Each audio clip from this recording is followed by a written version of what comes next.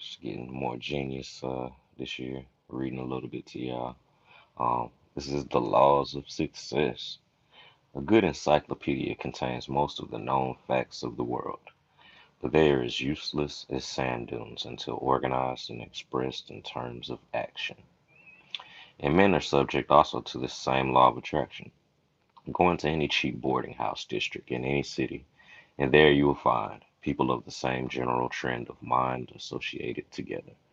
On the other hand, go into any prosperous community, and there you will find people of the same general tendencies associated together. Men who are successful always seek the company of others who are successful, while the men who are on the raggedy side of life always seek the company of those who are in similar circumstances. Misery loves company. Water seeks its level with no finer certainty than man seeks the company of those who occupy his own general status financially and mentally. A professor of Yale University and an illiterate hobo have nothing in common. They would be miserable if thrown together for any great length of time. Oil and water will mix as readily as will men who have nothing in common. All of which leads up to this statement that you will attract to you people who harmonize with your own philosophy of life, whether you wish it or not. This being true, can you not see the importance of vitalizing your mind with a definite purpose that will attract to you people who will be of help to you and not a hindrance? Suppose your definite purpose is far above your present station in life. What of it? Is your privilege, nay, your duty to aim high in life? You owe it to yourself and to the community in which you live to set a high standard for yourself. There is much evidence to justify the belief that nothing within reason is beyond the possibility of attainment by the man whose definite purpose has been well. Some years ago, Louis Victor Ntenge was given a life sentence in the Arizona penitentiary. At the time of his imprisonment, he was an all-around developed bad man. According to his own admissions, in addition to this, it was believed that he would die for or of tuberculosis within a year. And Tinjay had reason to feel discouraged if anyone ever had. Public feeling against him was intense, and he did not have a single friend in the world who came forth and offered him encouragement for help. Then something happened in his own mind that gave him back his health. But the dreaded white plague to rout and finally unlocked the prison gates and gave him his freedom. What was that something? Just this: he made up his mind to whip the white plague and regain his health. That was a very definite purpose. In less than a year from the time the decision was made, he had won. Then he extended the definite purpose by making up his mind to gain his freedom. Soon the prison walls melted from around him, and he now a respected citizen and holding down a position in New York City that pays him $10,000 a year. No undesirable environment is strong enough to hold the man or woman who understands how to apply the principle of autosuggestion in the creation of a definite purpose. Such as a person can throw off the shackles of poverty, destroy the most deadly disease germs, rise from a lowly station in life to power and plenty. All great leaders base their leadership upon a definite purpose. Followers are willing followers when they know that their leader is a person with a definite purpose who has the courage to back up that purpose with action. Even a balky horse knows when a driver with a definite purpose takes hold of the reins and yields to that driver. When a man with a definite purpose starts through a crowd, everybody stands aside and makes a way for him. But let a man hesitate and show by his actions that he is not sure which way he wants to go, and the crowd will step all over his toes and refuse to budge an inch out of his way. Nowhere is the lack of definite purpose more noticeable or more detrimental than it is in the relationship between parent and child. Children sense very quickly the wavering attitude of their parents and take advantage of that attitude quite freely. It is the same all through life. Men with a definite purpose command respect and attention at all times. So much for the psychological viewpoint of a definite purpose. Let us now turn to the economic side of the question. And I got this quote on this page here. It says, no position in life can be secure, and no achievement can be permanent unless built upon truth and justice. If a steamship lost its rudder in mid-ocean and began circling around, It would soon exhaust its fuel supply without reaching shore, despite the fact that it would use up enough energy to carry it to shore and back several times. The man who labors without a definite purpose that is backed up by a definite plan for its attainment resembles the ship that has lost its rudder. Hard labor and good intentions are not sufficient to carry a man through to success. For how may a man be sure that he has attained success unless he has established in his mind some definite objective that he wishes? Every well built house started in the form of a definite purpose, plus a definite plan and the nature of a set of blueprints. Imagine what would happen if one tried to build a house by the haphazard method, without plans. Workmen would be in each other's way. Building materials would be piled all over the lots before the foundation was completed, and everybody on the job would have a different notion as to how the house ought to be built. Result, chaos and misunderstandings and costs that would be prohibitive. Yet, have you ever stopped to think that most people finish school, take up employment, or enter a trade or profession without the slightest conception of anything that even remotely resembles a definite purpose or a definite plan? In view of the fact that science has provided reasonably accurate ways and means of analyzing character and determining the life work for which people are best fitted, does it not seem a modern tragedy that 95% of the adult population of the world is made up of men and women who are failures because they have not found their proper niches in the world's work? If success depends upon power, and if power is organized effort, and if the first step in that direction of organization is a definite purpose, then one may easily see why such a purpose is essential. Until a man selects a definite purpose in life, he dissipates his energies and spreads his thoughts over so many subjects in so many different directions that they lead not to power, but to indecision and weakness. With the aid of a small reading glass, you can teach yourself a great lesson on the value of organized effort. Through the use of such a glass, you can focus the sun rays on a definite spot so strongly that they will burn a hole through a plank. Remove the glass, which represents the definite purpose, and the same rays of sun may shine on the same plank for 1,000,000 years without burning it. 1,000 electric dry batteries, when properly organized and connected together with wires, will produce enough power to run a good-sized piece of machinery for several hours. But take those same cells singly, disconnected, and not one of them would exert enough energy to turn the machinery over once. The faculties of your mind might properly be likened to those dry cells. When you organize your faculties according to the plan laid down in the 15 lessons of this reading course on the laws of success and direct them toward the attainment of a definite purpose in life, you then take advantage of the cooperative or accumulative principle out of which power is developed, which is called organized effort. Andrew Carnegie's advice was this: place all your eggs in one basket and then watch the basket to see that no one kicks it over. In that advice, he meant, of course, that we should not dissipate any of our energies by engaging in sidelines. Carnegie was a sound economist, and he knew that most men would do well if they so harnessed and directed their energies that some one thing would be done well.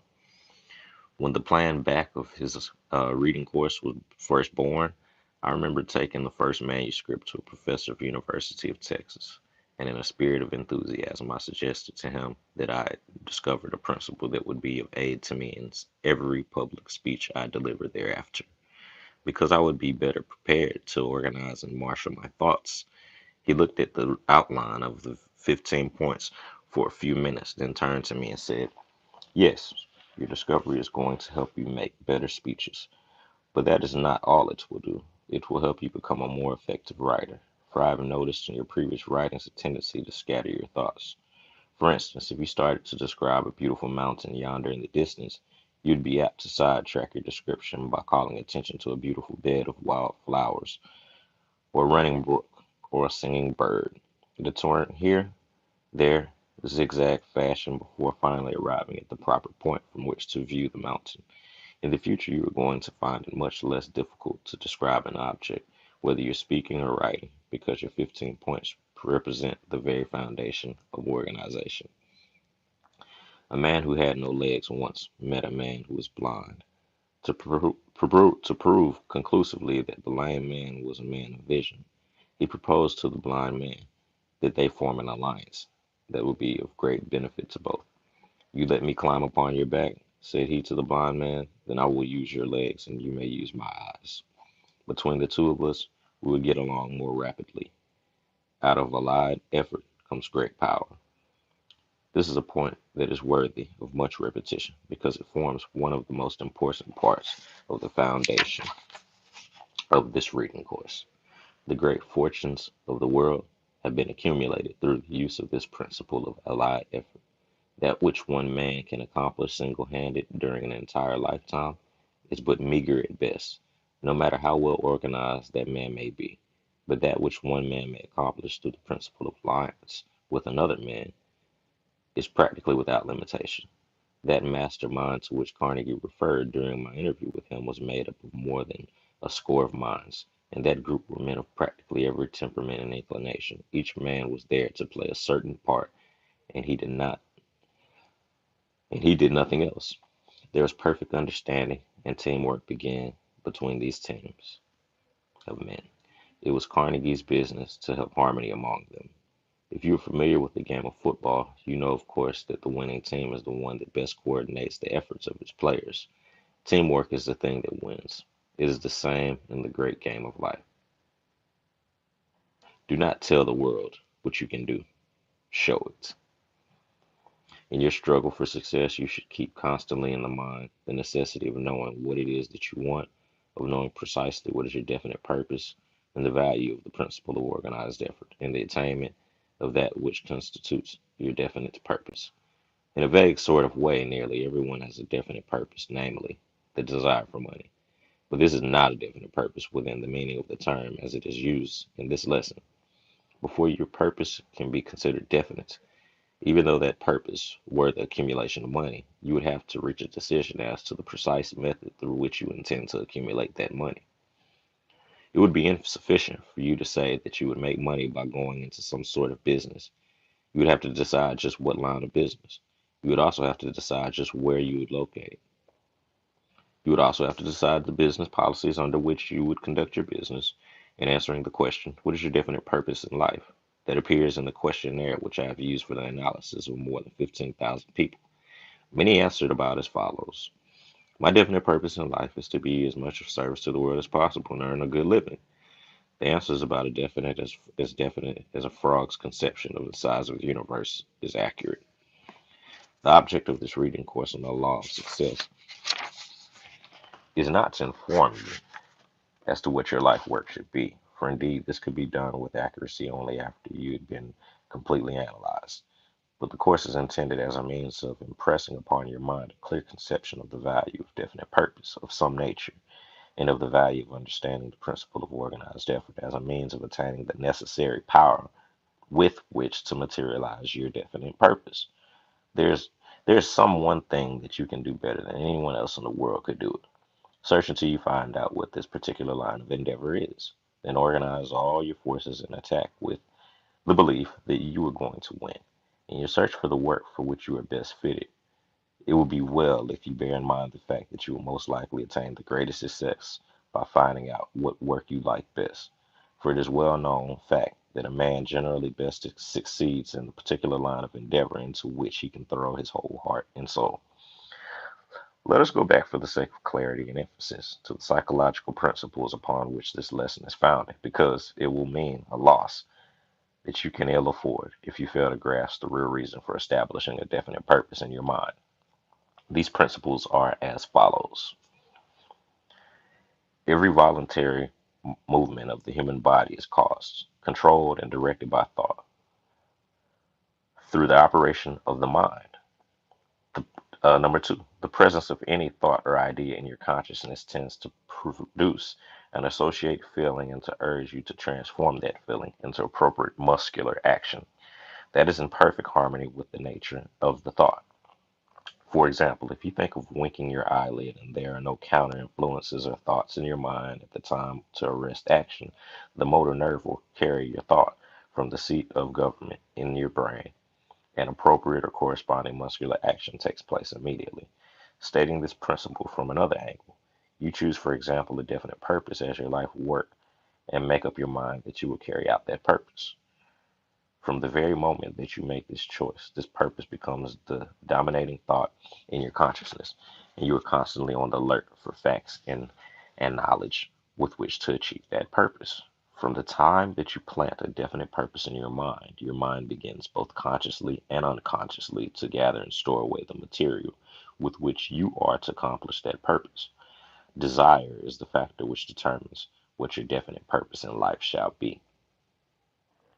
No one can select your dominating desire for you, but once you select it yourself, it becomes your definite purpose and occupies the spotlight of your mind until it is satisfied by transformation into reality, unless you permit it to be pushed aside by conflicting desires. To emphasize the principle that I am here trying to make clear, I believe it not unreasonable to suggest that, to be sure of successful achievement, one's definite purpose in life should be backed up with a burning desire for its achievement. I've noticed that boys and girls who enter college and pay their way through by working seem to get more out of their schooling than those through by working seem to get more out of their schooling than by those whose expenses are paid for them. The secret of this may be found in the fact that those who are willing to work their way through are blessed with a burning desire for education. Such a desire, if the object of the desire is within reason, is practically sure of realization. Science has established beyond the slightest room for doubt that through the principle of autosuggestion, any deeply rooted desire saturates the entire body and mind with the nature of the desire and literally transforms the mind into a powerful magnet that will attract the object of the desire, if it be within reason. For the enlightenment of those who might not properly interpret the meaning of this statement, I will endeavor to state this principle in another way. For example, merely desiring an automobile will not cause that automobile to come rolling in. But if there is a burning desire for an automobile, that desire will lead to the appropriate action through which an automobile may be paid for. Merely desiring freedom would never release a man who was confined in prison if it were not sufficiently strong enough to cause him to do something to entitle himself to freedom. Louis Victor Ntenge would no doubt be in the Arizona State Prison today if his desire for freedom had not driven him to make the necessary reformation in his own heart to entitle him to his freedom. These are the steps leading from desire to fulfillment. First, the burning desire, then the crystallization of that desire into a definite purpose, then sufficient appropriate action to achieve that purpose. Remember that these three steps are always necessary to ensure success. Anyone can start, but only the thoroughbred will finish.